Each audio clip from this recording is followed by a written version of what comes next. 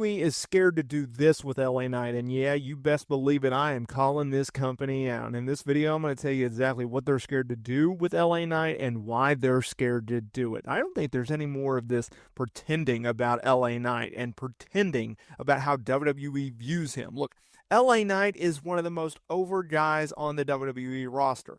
He has been one of the most over guys on the WWE roster since last year. All of the adversity, all the ups, all the downs, all the BS booking.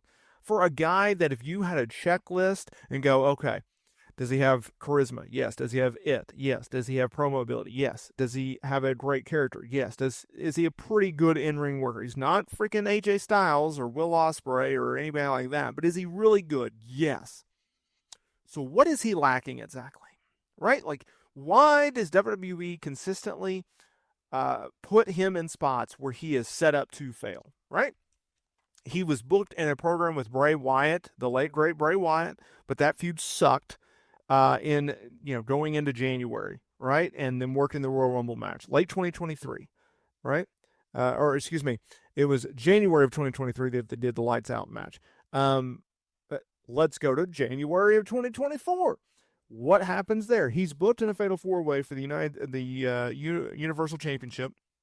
This was 2 months after LA Knight had been built up for months, right? He had teamed with John Cena. He had entered into a feud with The Miz. He was cooking on all cylinders, y'all.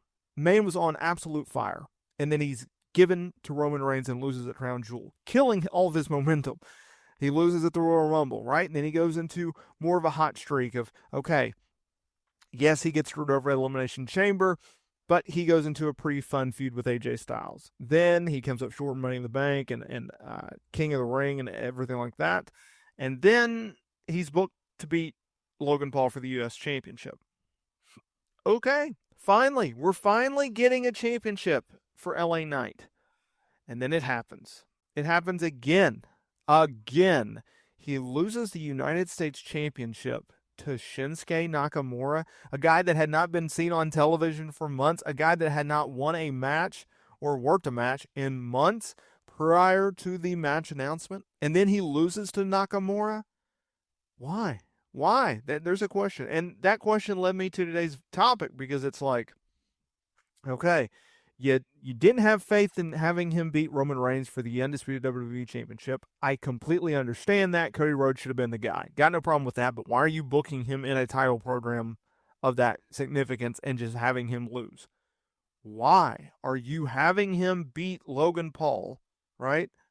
And then losing it to Nakamura. If he lost it to an Andrade or if he lost it to Carmelo Hayes, sure, I can understand that, right? Those are two up and coming, especially Carmelo Hayes. He is special. But no.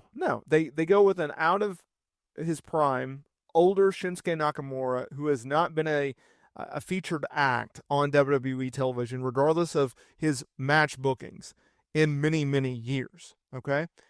WWE is afraid. They are scared to make LA Knight a top guy. Do y'all remember when Vince McMahon used to talk about the glass ceiling, right? Can you break through the glass ceiling? That glass ceiling meaning referencing the main event scene in WWE. Can you do it? LA Knight is like a fly. He keeps going up and he just bounces off of the glass and he falls down. And then he tries to do it again and he bounces off the glass again.